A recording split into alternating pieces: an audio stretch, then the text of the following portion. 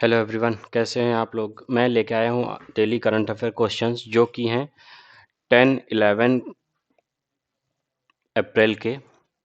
लेकिन क्लास शुरू करने से पहले मैं सभी से बोलूँगा कि चैनल को सर्च करें ई एजुकेशन बाय शोभित, सर्च करके सब्सक्राइब बटन पे प्रेस करें और बेल आइकन को दबाना ना भूलें, जिससे कि ज़्यादा से ज़्यादा लोग तक ये चैनल पहुंच सके और बेल आइकन से आप कोई भी नोटिफिकेशन मिस नहीं करेंगे। तो आज की क्लास शुरू करते हैं। फर्स्ट क्वेश्चन बन जाता है, Ramesh Pokhriyal launches implementation plan सार्थक।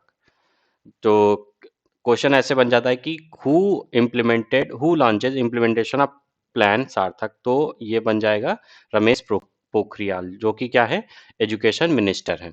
Union education minister Ramesh Pokhriyal chaired a high level meeting on the implementation of the national education policy 2020। जो नेशनल एजुकेशन पॉलिसी बनाई गई थी 2020 में, प्रेजेंट की गई थी लोकसभा में, उसी को इम्प्लीमेंट करने के लिए ये प्लान बनाया है। The implementation of plan for school education and student and teacher holistic advancement through quality education, जिसका सार्थक का फुल फॉर्म है। सार्थक developed by department of school education and literacy is an initiative and suggestive implementation plan for school education and was released as part of celebrations leading to Amrit Mahotsav on 75 year of Independence Day। जब 15 अगस्त को अमृत महोत्सव मनाया गया था, तभी इसको क्या किया गया था,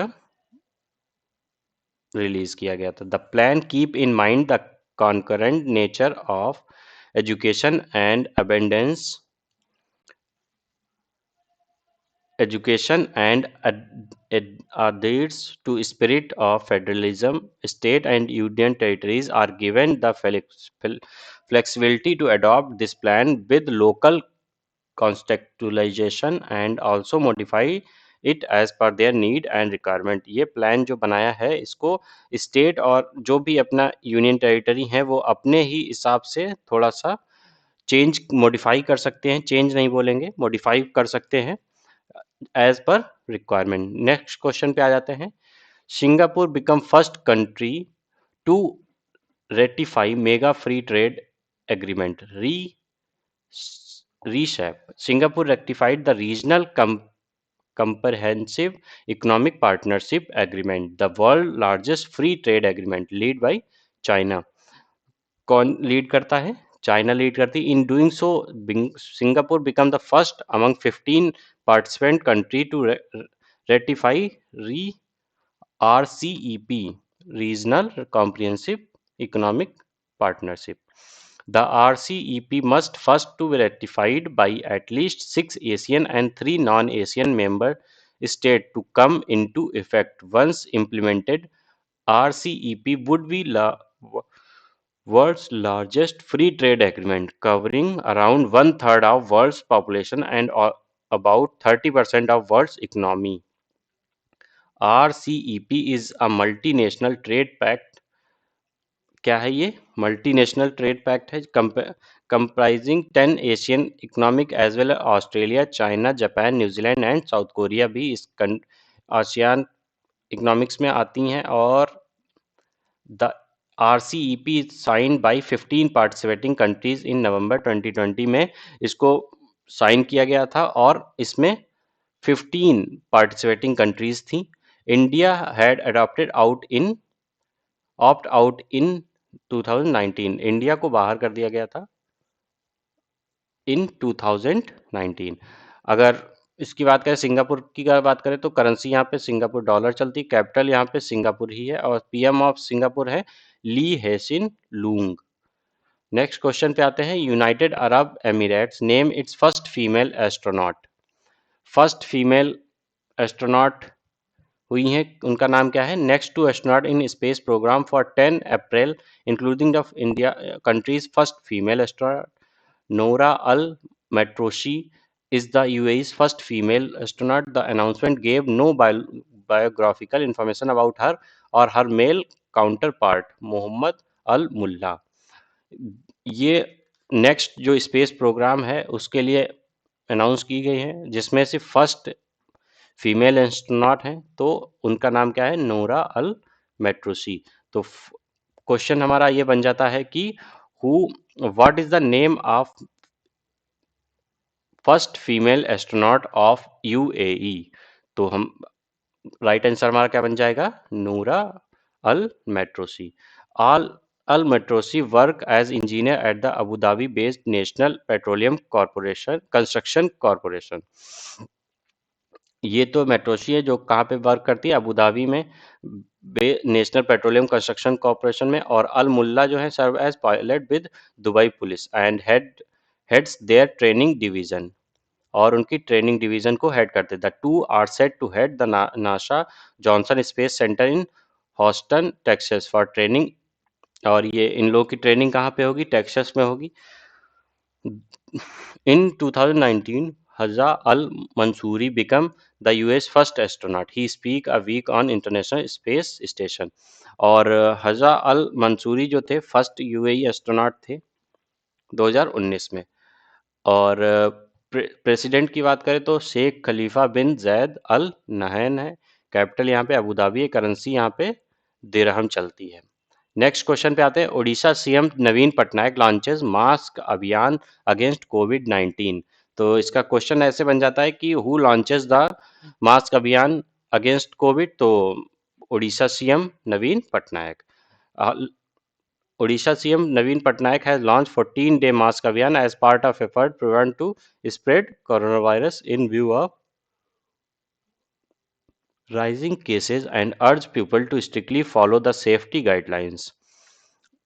Chief Minister Naveen Patnaik sought their corporation in turning the use of masks into habit of tackle the current resurgence of virus। कहा है कि ये हैबिट में डालने के लिए अभियान चलाया जा रहा है, जिससे कि लोगों को आदत पड़ जाए कि वो उनको मास्क लगाना ही लगाना है। Bringing an amendment to Odisha कोविड-19 regulation under the epidemic disease act 1897 में, जिस एक्ट के थ्रू उसी एक्ट के थ्रू इसको बनाया है। In order to ensure that 14-day mask अभियान give result, the state government yesterday enhanced the fines of violator from 1000 to 2000 रुपये। इसी चक्कर में इन्होंने क्या किया है? फाइन भी इंक्रीज कर दिया है। 1000 था, अब 1000 से 2000 के बीच में मास्क का चालान कटेगा। Meanwhile the state covid active cases load mounted further the about 600 with the dictation of 1282 fresh cases yesterday। 6000 cases हो निकले हैं डेली, उससे पहले 1282 केसेस थे। Even as the state surpass a milestone of, और स्टेट में पूरे स्टेट में 40 lakh vaccine dose as per date, और 40 लाख वैक्सीन लग चुकी हैं अब तक। और सीएम तो पता ही है नवीन पटनायक हैं, और कैपिटल भुवनेश्वर है। गवर्नर यहाँ पे गणेशी लाल हैं। नेक्स्ट क्वेश्चन पे आते हैं। Punjab appointed Sonu Sood as states Covid vaccination centre. तो क्वेश्चन हमारा बन जाएगा कि who appointed Sonu Sood, which state appointed Sonu Sood as the Covid vaccination ambassador? तो Punjab. Bollywood actor Sonu Sood has been made the brand ambassador for Punjab anti corona vaccine programme during the coronavirus induction lockdown last year. The actor has helped migrants reach their home।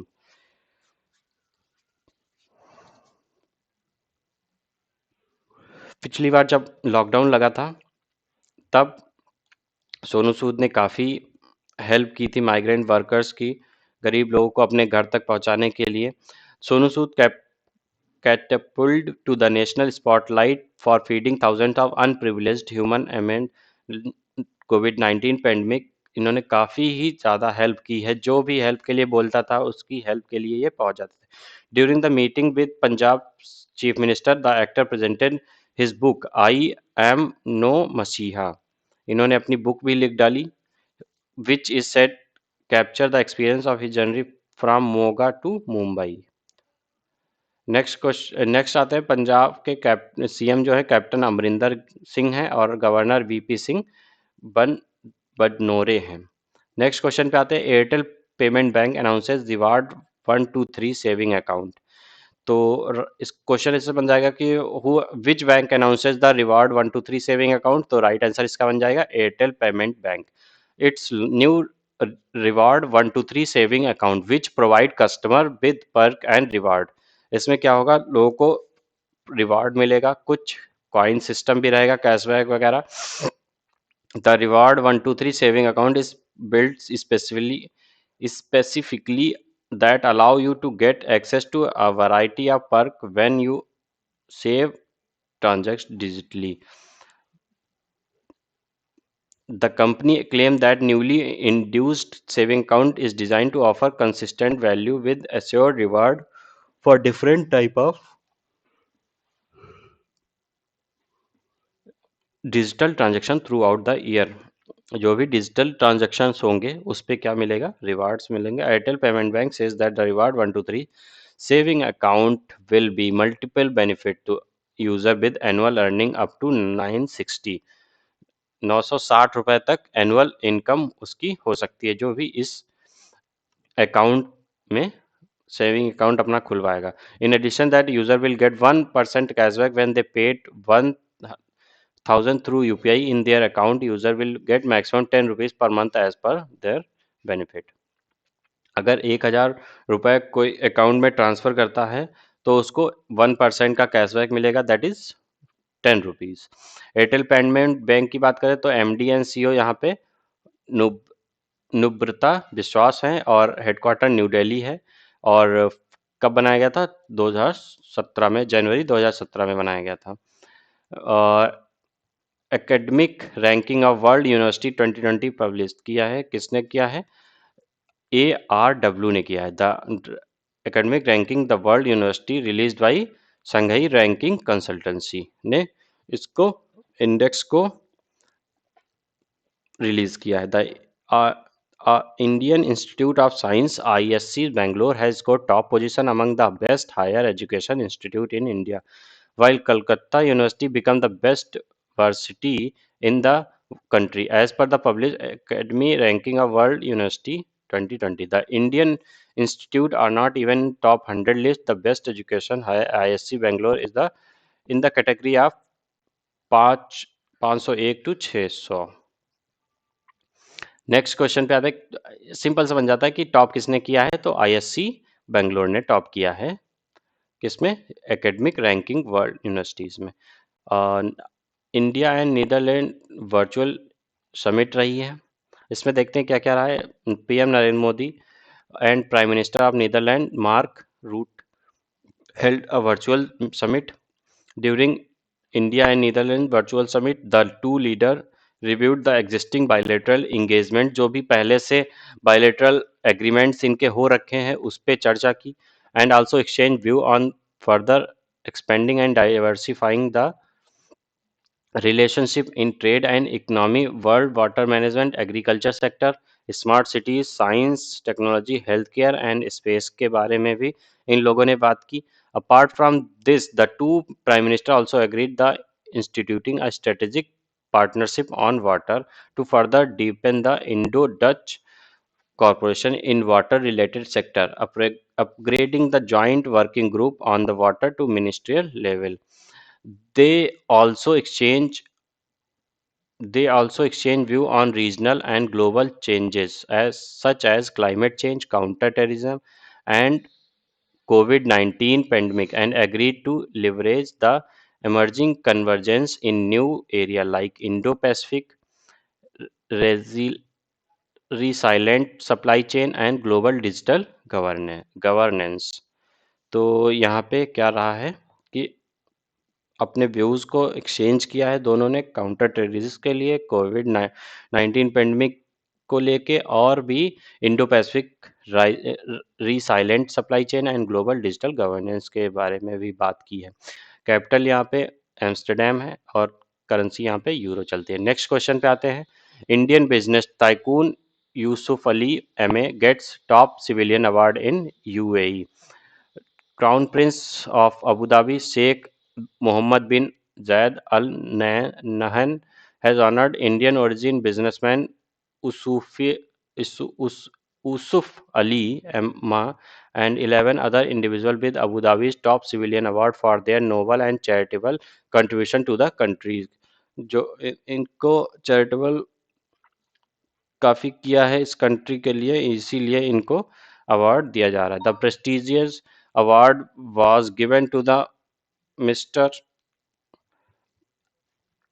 Yusuf Ali, who was born in Kerala for outstanding contribution to Abu Dhabi's business industry and support to various philanthropic initiative. काफ़ी चीज़ों में इन्होंने help की है, इसीलिए इनको highest civilian award दिया गया है यूएई में. Mister Yusuf Ali, the chairman and managing director of Abu Dhabi based Lulu group which operate hyper market and retail company in many countries, was honoured on Friday by crown Prince. इनकी क्या है, लुलु group नाम से company है जिसको ये head करते हैं और चेयरमैन भी है. नेक्स्ट क्वेश्चन पे आते हैं. Guneet Monga conferred with knight of the order of art and letter honour. इनको अवार्ड दिया गया है. Acclaim film maker Guneet Monga to conferred the honour with the knight of the order of the art and letter. It is the second highest civilian French honor and has earlier been awarded to big Hollywood names like Meryl Streep, Leonardo DiCaprio and Bruce Willis. काफी लोगों को दिया जा चुका है, अब गुनीता मोंगा को भी दिया गया. As producer Guneeta several critically acclaim film to her credit. The list include Masaan, lunch box, Haramkhor, peddlers, Oscar winning short film, documentary, period, end of sentence among others. काफ़ी इन्होंने बनाई हैं. इन्हीं इसी चीज़ के लिए इनको अवार्ड, ये ऑनर दिया गया है, जो कि फ्रेंच का सेकंड हाईएस्ट अवार्ड है. किरण Rijiju inaugurates Khelo India state centre for excellence इन श्रीनगर. कहाँ पे किया है? श्रीनगर में किया है. Union minister of sport and youth affairs Kiran Rijiju inaugurates the Khelo India State Center for Excellence for Rowing Discipline at the Jammu and Kashmir Sport Council Water Sport Academy at Nehru Park in the world famous Dal Lake in Srinagar में ही इन्होंने inaugurate किया है. This is the one of the two kicks of Jammu and Kashmir, the other being Maulana Azad Stadium for fencing discipline in Jammu. There are currently 24 kicks across 23 state and union territories, and each of them focus on Olympics sport discipline.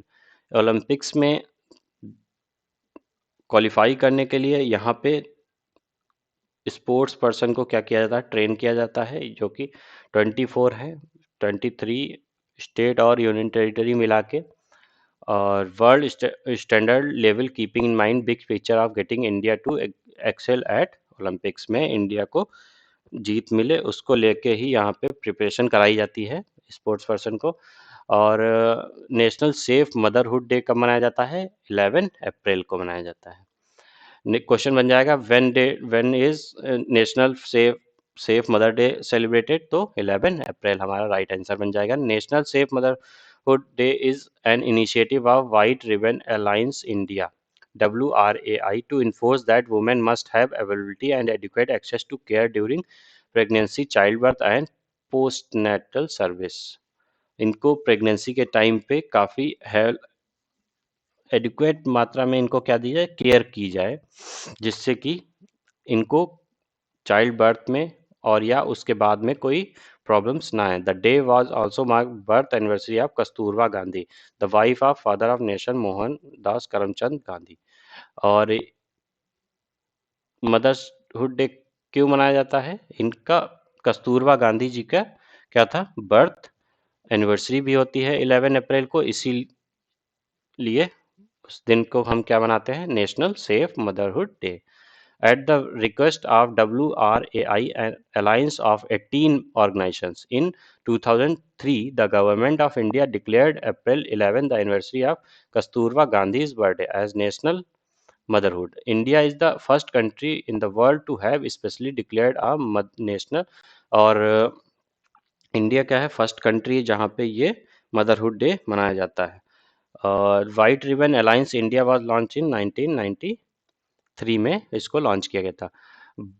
World Parkinson day कब मनाया जाता है? ये भी 11 अप्रैल को ही मनाया जाता है। इसमें क्या होता है? Raise awareness of Parkinson disease which is progressive nervous system disorder. ये नर्व सिस्टम की डिसीज है।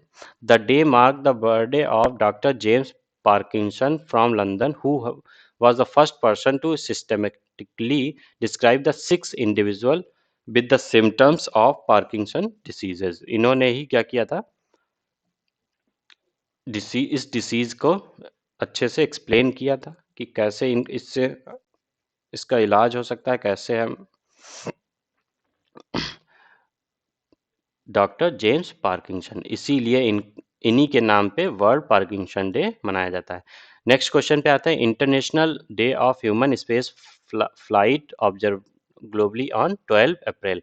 कब ऑब्जर्व किया जाता है? 12 अप्रैल को। The UN general assembly passed a resolution on April 7 2011 had declared a 12 April to be celebrated as international day of human space flight. क्यों मनाया जाता है? आप देखते हैं 12 अप्रैल 1961 was the date of first human flight was carried out by Yuri Gagarin, a Soviet citizen who became the first person to journey into outer space। ये पहली महिला थी जिन्होंने बाहर स्पेस में गई थी। इसीलिए आज के 12 अप्रैल के दिन को क्या मनाया जाता है? International day of human space flight. The historic incident open the way for space exploration for the benefit of all Mankind. 12 April was also the date of first space shuttle STS of Columbia launched in 1981, which is also commemorate of this date। इसी दिन के दिन क्या हुआ था? First space shuttle STS-1 of Columbia launch की गई थी। नेक्स्ट क्वेश्चन पे आते हैं। Veteran actor Satish Kaul passes away. एक ऑबिचरी है जो सतीश कौल थे जिनकी डेथ हो गई है। हु